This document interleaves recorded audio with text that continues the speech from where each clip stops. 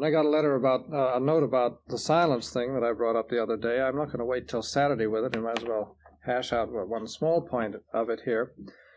Several points came up in the note because it is a big problem, this whole question of silence. And of course, one of the big central problems is the problem of work. If you're working with machines, and if you are doing the kind of work where things need to be explained, obviously you have to talk. I mean, if it's a real explanation is required, then talking is required, because there are some things that you just can't explain by sign language. If they're just simple things, you can explain by sign language. But complicated jobs require talking. Now, see, the way I figure it is this: our life is supposed to be so simple that the kind of things that one does require a minimum of communication. See, I mean, the idea of sign language in our life is based on the idea that you go out and you're going to work, say, with some cows, or you're going to work with some pigs or something like that. And they're usually, I mean, the normal dealings with animals don't require that many signs. I mean, it's unless they're bringing forth their young and that kind of thing. I suppose there are obviously complications are involved in that. But, I mean, the simple, ordinary work that a monk does, I mean, you give a man a shovel and you say, dig, and you dig this way, from here to here, you dig, see. That can be done with one sign. And then after that, no more signs are necessary. So the life is based on the proposition that you're doing such simple work, and that the life is altogether so simple that communication is not necessary. You buy the whole package, see. Now, this is the idea behind it. So that sign language fits into this life because very few signs are necessary. The things are so simple that you give the potatoes, see. All you need is one sign. You don't have to make any further sign, just the sign for the thing. And the man catches on and he does it. Now, if we are going to complicate the life, and we're not going to, we've already done it, see. If we're going to complicate the life, then you can't expect the things to be the same. Obviously, it's not going to make the life less complicated if you just invent 5,000 more signs. See, this, as far as I'm concerned, it isn't solving the thing. It's keeping, so to speak, a vestige of the past. See, I mean, it's having a complicated life and acting as if we still were the people that we used to be, but we're not. See, so it seems to me that in a situation like that, perhaps it might be simpler to have a minimum of talking at the works and so forth, rather than complicate it with a whole lot more new signs, yeah?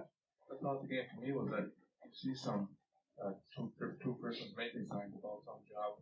By the time you get that, you say they just think a few words. Yeah, that's right, yeah. So it's much simpler. If it's something that has to be said necessarily, and you can't say it simply by signs, it's much simpler to talk a few words, yeah? But then there comes in, when you give permission to speak, yeah. greater discipline to check exercise. That's right, yeah. That's right, yeah. It requires more discipline. That's correct, and then what they have to do is get that discipline, you see. Yeah? Sometimes you can show a person, and you don't have to make any arguments at all, just show them through one operation. Yeah. It takes just a few minutes. Of course, it depends what you're doing. Depends what you're doing. But when jobs get really complicated, they perhaps require a great deal of talking. But I would say, you mean with talking you can tell them, or do you just show them? No, you can show them. It depends what you're doing, see. If you're handling meat, it's not too hard. I mean, they got to pack the stuff up, or you show them how to operate the cryovac thing or whatever it is, and that can be shown. That's possible, and that's simple enough. And I would say that a lot of the farms building work in your area, see, the cheese part and the packing part and so forth, is of that kind. You can show a person. There's no talking required much around there, I would say. With the ordinary, normal jobs, the big executive jobs, that's another matter. But the normal jobs of you pack the cheese and you put the stuff in here, and don't send it out wobbling all around because it'll be busted and that sort of thing. And this can be explained real simple. But if the life gets more and more complicated, there cease to be things that are that simple. And then if you have to get into a talking, there's no point, I would say, in inventing 5 million new signs. It's better to just talk simply. But then people have to have the discipline. I don't mean this discipline, but... So anyway, that's part of the problem. But we'll get back to that on Saturday when we're talking more about this whole question of silence. In other words, it's not simple at all. See, it's if the life were what it was 30 years ago, there would be not much of a problem. But now that the life is what it is now, it becomes extremely difficult. Yeah? Why would some of the brothers, you tell them a simple way to do something, then they stand there and expect you to explain it, give the reasons for it? Of course, it depends on the people, too. It depends on the people. Depends on the person. Depends on the person you're up against, who you're looking at. You give it a sort of a cross-eyed look over here. Alka, you've been working for him? But it's true. I mean, it depends on the person. And I would say, too, that's, of course, another angle is it's important in the novitiate that you learn to work. And you learn how to work in the circumstances that you have in a Trappist monastery. That's why it's necessary for, especially Brother Coleman should really be drilling you guys in how to do jobs, and tell you how to do these things. And then when you get off on your own, you know a great deal of things. See, I mean, a person in the novitiate should learn the normal work that you do in the monastery, so you shouldn't have to be taught any of the normal things. And by now, the dishwashing, that sort of stuff, there shouldn't be too much explanation of that. Well, we're getting close to Christmas. You know that it is 2 weeks today, Christmas. So, that's the way Christmas is. It sure sneaks up on you. Easter, you've got a good Easter delay. So Easter doesn't, because you're so hungry most of the time. But Christmas, it's not, but here it is. It's 2 weeks from today. And just, I'd hate to go through Advent without saying something about Advent for everybody. I'm not going to give a whole long talk on it, but just take tonight's Magnificat antiphon, for example. I suppose you have the same one. Sion renovabilis. O Sion, you will be renewed. You tell me what this is all about. Tell me what you can get out of this. See, because these are good things. There's a lot packed into these. Sion, you will be renewed, and you will see your just one, who is coming in thy midst, or in the midst of you. Now, what's that all about? Who's Sion, anyway? Yeah? Thomas? The whole people of Israel. Jerusalem, the whole people of Israel, the church, and anybody else? Us, and the individual. See? It's both the church and the individual. So therefore, now, of course, this is not, when you hear an antiphon like this, you just don't concentrate on the aesthetic beauty of it. I mean, it has a meaning. So now, something is being promised, so that when the Redeemer comes at Christmas, there is this special coming of Christ at Christmas. This is one of the grace of Christmas, is that Christ comes to us in our heart in a new way. There is a renewal. Sion, you will be renewed. Christmas is coming with a promise of renewal. Okay? So that therefore, this isn't just imagination, this isn't just a sales talk, this is something real. So that we can believe and hope that in 2 weeks, not only will we have the mail and candy in the refectory maybe, and a Christmas tree somewhere, or perhaps many Christmas trees, not only that, not only the crib and all that stuff, but there will be an interior renewal, see. And in proportion as we desire this renewal, it will take place in us. This is the purpose, so this is why the church gives you these antiphons, see, to think about. And you will see your just one. What do you mean, your just one? How does that fit in with anything? What's that all about, your just one? Just one? Not two? This is a proclamation of divine unity. You see, you will see your just one. What about it, yes? Christ, who is coming to, what's justice? It's order. He's coming to set everything in order, see, to put everything the way it ought to be. He is the one who is going to make life what it should be instead of a disordered chaos. He's going to put it back into order. See, this, of course, the main hope of the church there is that the coming of Christ, the true King, is going to finally set the world in order. Well, whether this is going to happen this Christmas or not, I don't know. But I mean, this is what we eventually hope for from Christ. He's going to come and set the whole world in order. And he is coming within us, in the midst of the church and in our own hearts. Okay. Then Sunday, for example, one of these, yes? What? Another thought that just came to me was, especially in the first Christians, expecting the second coming. Yeah, well, we're expecting the second coming too, you know. Yeah, but I mean, listen to, they had a much greater realization. Yeah. Well, they did. Of course, they expected the second coming immediately, you know, within their own lifetime almost. Well, we still do. I mean, but the whole thing has become very mysterious because of this lapse of time. But the fact remains that our Lord is coming again. You see, there is going to be a second coming, and it is at this second coming that everything is going to be set right. Not in the sense that we're going to all live on earth in happiness, but things are, all the disorders are going to be rectified. And we will all live a new life in justice, but it won't be this kind of life. It won't be on earth. Or maybe it will be on earth, but it'll have to be a new creation. And Sunday, for example, you've got this. Veniat Dominus et non tardabit. This will be one of the antiphons for all the week. It'll be Vespers and Lauds. The Lord will come, and he non tardabit. What's non tardabit? Some brother tell me what's non tardabit. Well, Brother Anthony. He won't delay. He won't be late. Tardabit, tardus is late. See, he won't go on. He won't delay. He will come, and he will illuminabit abscondita tenebrarum. He will bring light to the hidden places of the shadows in our hearts. So we've got plenty of hidden places and shadows, and he's going to bring light to these hidden places and shadows, which we don't have now. So these are things these are realities. These aren't just words. These are things that are going to happen. See? Renewal, order, light, coming from a renewed presence of Christ, a deeper presence. He's present already in our soul, but there will be a deeper presence, a renewal of his presence in us. See? Now these are the things that we are hoping for, rather than just a kind of a vague, sentimental looking forward to, won't it be so nice kneeling there by the crib and hearing, so maybe somebody will hide a music box under it and it will tinkle or something. That happened. When did that happen? Last year? It's always happening. Corpus Christi. Corpus Christi. Oh, yeah, well, that's right. That was really something. That was really something. That threw the whole choir into a turmoil. But that was part of the decoration. There was a music box that was supposed to be part of it. It had a harp, and then they had this music box was tinkling outside the Irish background to that one. Now, finishing up stability this time and next time. When does one sin against the vow of stability? Because this is what you want to know when you've got these vows, is you want to look out that you don't suddenly find yourself in the soup with regard. Now, what are the most obvious sins against the vow of stability? How do you sin against the vow of stability? Not that I'm trying to draw up a blueprint, but yes.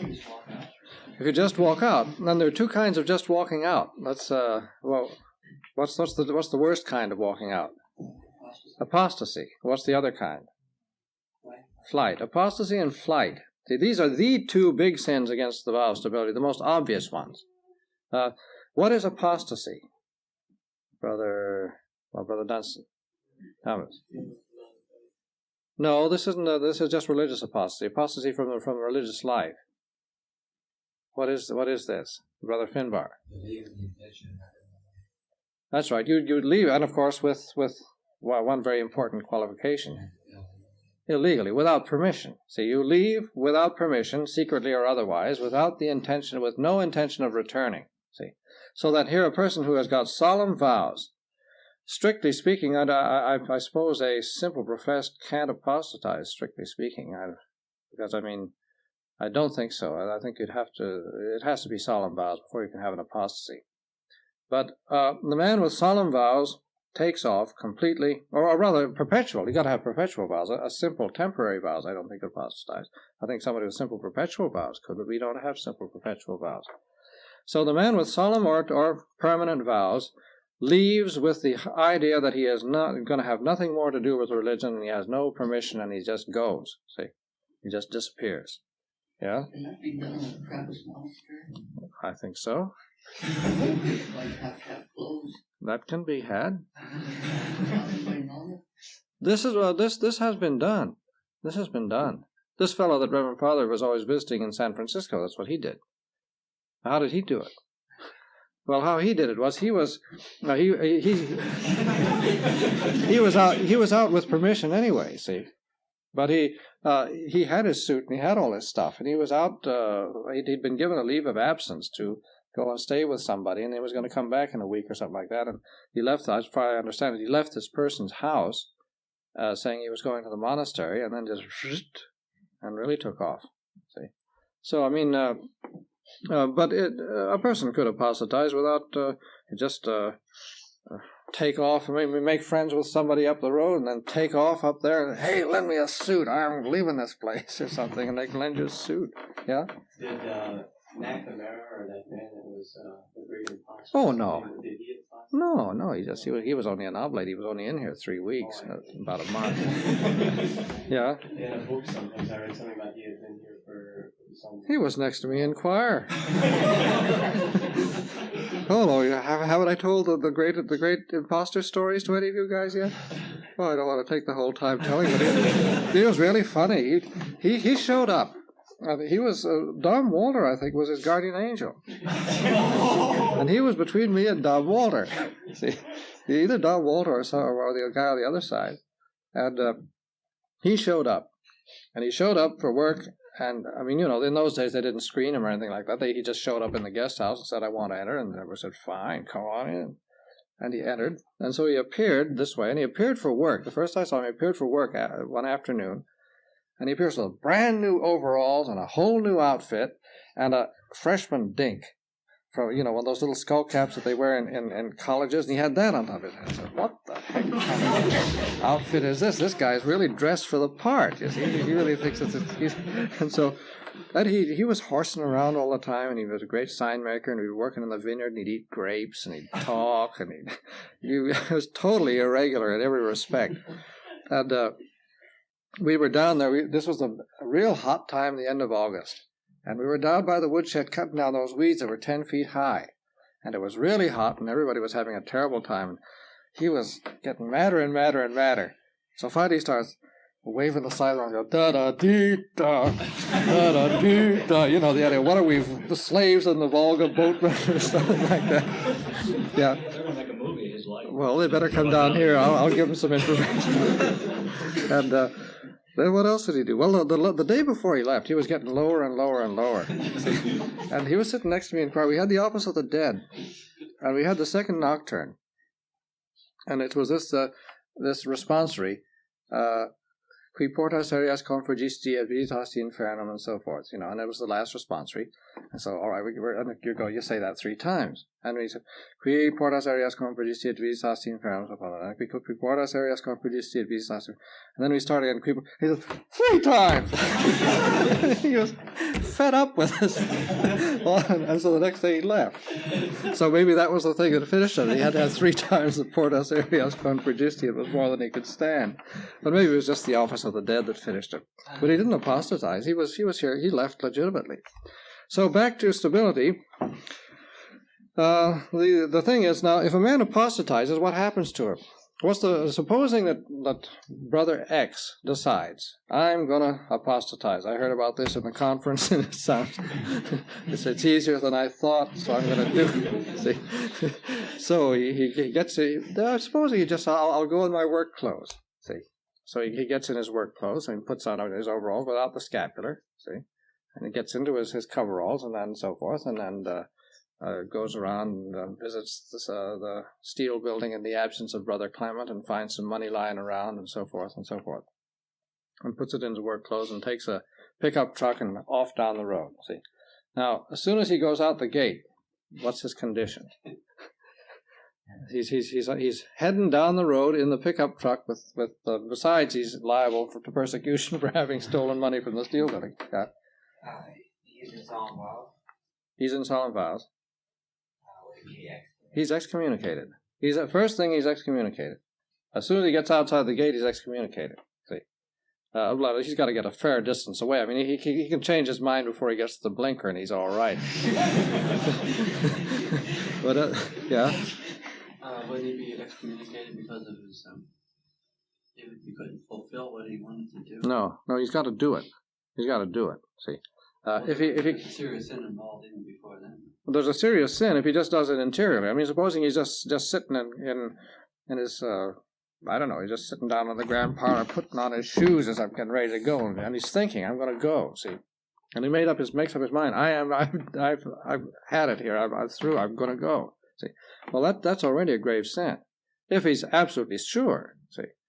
Not if you just sort of, gee, wouldn't it be nice, and that sort of thing. But for heaven's sakes, anybody who's scrupulous, don't start worrying about this, If you get the thought going, wouldn't it be nice, or what a time I could have if I were only in London or something like that. Okay, well, that's not a sin. But I mean, the man makes up his mind interiorly. And then flight. What's the difference between flight and apostasy? What's flight? Yeah, Brother Oliver? Well, flight, you could say, I'm going to leave this house and go to another. That's right. Yeah, I mean, supposing the person says, I'm just fed up with this place, I'm going to Georgia. See, this is no place for me. I got to get a better monastery. And Reverend Father just won't see the light, so I'm going to go. See. All right, well, he sins gravely against the vow of stability. What else happens to him? Anything else? Well, first of all, he does this. So the man with the work clothes, he gets in the pickup truck, and he's got enough money for enough gas to get to Georgia. So, first of all, he arrives in Georgia. What happens? Yeah? The abbot can't admit him, first of all. He's not allowed in, see. Oh, what can the abbot do there? You probably could hold him overnight. Then he can put him up overnight. That's all, see. The abbot can't admit him unless he promises that he's going to go back to his own monastery when things are straightened out. See, when he comes to his senses, he's going to go home. See. Now, what about his juridical condition? Is he in any kind of a jam? Anybody? Yeah, you should know this. We've had this, haven't we, in your time? I guess you did. He's excommunicated, but it's a different kind of excommunication. What's the difference? Yeah. It's like a confession. Well, no, you can't just go to confession. It's just a little more complicated than that. Yeah. One would be reserved to the Pope, all the other to the abbot. That's right. The apostasy is reserved to the Holy See. See, to get lifted for that, that's got to go to Rome. But this other one, it's reserved to who? To his own abbot. His own, not any abbot, but his own abbot. See? So that what happens then? All right, he arrives in Georgia, and Dom Augustine gets on the phone and say, "Hey, here's one of your brothers here." And he claims he doesn't want to come back. What am I going to do with him? He says he'll be good. And he says, and he wants the kid. Then Reverend Father can say, all right, he can have absolution. And then they can straighten the thing out. And in either case, of course, when the excommunication is getting straightened out, see, when it goes to the Holy See, of course, it gets into these nasty curia people's hands. And then they have all kinds of things to say about what's going to be done. But in any case, when an excommunication is being lifted, they tell you what you got to do. See, I mean, they don't just say, "Okay, buddy, now you're not excommunicated anymore. You've got to do this and you've got to do this." See, and they give you a good stiff penance too.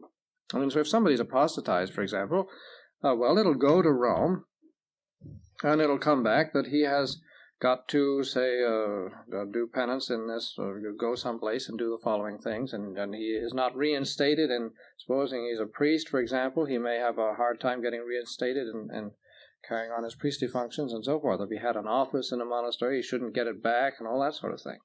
So there are all sorts of real tough conditions are involved in this. But those are the two main sins. Now, supposing... What could be some other sin? I mean, supposing now a person just simply forces his way out. I mean, he forces the superior to let him go. Let's put it that way. See, this can be done. I mean, so supposing he just simply wants to get out, and he doesn't want to get excommunicated, he doesn't want to apostatize, he doesn't want flight, he just wants out. See. And so there are ways of doing that, too. I mean, he just simply makes life so miserable for the superior. The superior says, "Oh, well, then, for heaven's sakes, get out." See? Well, now, what about that? What would you say about that? Yeah? I would think he would at least be in flight, I think. Well, he's not in flight. He's not in flight. He's not apostatized. I mean, he gets the superior says, "Okay, to get rid of you, I'll get your dispensation for you. I'll write to Rome and get the dispensation, and you're gone." What about that? He's got a dispensation, so he's out legitimately. Well, it's still a dispensation.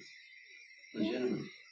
Well, it's not legitimate. It's not fully legitimate. I suppose if he's got it, he's got it. I mean, if he's it's strictly speaking, though, something that is granted without reason isn't valid. But still, I mean, if the superiors and so forth have all gone into the thing, I suppose he can accept it. But I would say that if he is doing this without any valid reason at all, he's sinning mortally, see, against his vow of stability. That's to say, he's making it look legitimate, but he's forcing his way out. And that, I would say, of course, this is a very hard thing to determine, yeah? Wondering if the superior can do that, let him go just because he's king. Well, of course, you see, the thing from the point of view of the superior, if it gets to be too hot from that point of view, and if the person is causing trouble to other people and so forth, the superior is certainly within his rights for the sake of the community and for the sake of, well, it might not be the wisest thing to do. Perhaps he should find some other way of doing it. But there come times when superiors just simply say, well, if that's the way it is, let him go. See, and yes, Can't run for give him 6 months leave. yeah, that's the way they usually do it. That's the way those things usually happen. But you see, what I'm pointing out, what I want to get down to this is the practical point about this is if someday you get really having an awful lot of trouble with this vow, see, the day may come when you get so burned up that you may want to try something like this, see. And you may just simply, it may just get to be the point where you just feel that you're going to twist Reverend Father's arm and get him to, well, watch out, see. Because this is the kind of a situation where the vow is looking for. It's got to be really legitimate, see. And it's not something that you should be forcing. This is the real problem of stability, I would say, here, where you get, of all the people that have left, I don't know what their motives were and all that sort of thing, but there always is a question when you've got somebody who's got no real reason for going, or apparently has no real reason for going. If he manages to just force his way out, I don't know, see. This is very hard to say, and of course the person himself can't say, but this is something where a confessor, the confessor is usually the man who has the most to offer in a thing like this. And if a person is really talking the thing over with him, and if a confessor backs you, then you're all right, see. But be careful that you haven't got him to you haven't twisted his arm too. Well, if in all sincerity and all reasonableness a confessor says that you're okay, well then there's certainly no sin. But you have to be very careful that you don't just force your way out with one of these things. And then, of course, finally remember that from the point of view of venial sin against the vow of stability, if a person knows that he's weak in this regard, in terms of wanting to leave and that sort of thing, and he deliberately allows himself to spend long periods daydreaming about some place where everything is just as wonderful as it could possibly be, it's just not here, and how nice it would be there, and so forth. You've got to recognize the fact that kind of thinking really undermines you, see. And if you allow yourself to think long periods like that, it's going to have an effect. It's going to be hard to, because what happens if you undermine your foundations with that kind of thinking, and then something really comes along, you're going to have an awful hard time with it. So in other words, you've got to be quite realistic and practical on this question of sins against the vow of stability. If a person is thinking deliberately about this sort of thing, he could be sinning venially against the vow. If he's just entertaining these kind of thoughts all the time and frequently and habitually, especially if somebody tells him, you better not, kid, it's getting a little dangerous. But then, on the other hand, for heaven's sakes, don't be scrupulous. Because the normal thing that hits everybody as soon as things get a little bit irritating, the obvious reaction is to think of someplace else where it's nicer, see. And this is no sin, and there's no fault in it whatever. It's just a purely natural, understandable reaction. And so don't start worrying about this, but the point is, don't go deliberately entertaining thoughts about going someplace else, because it makes things all the tougher if something does come up. Adiutorium nostrum in nomine Domini.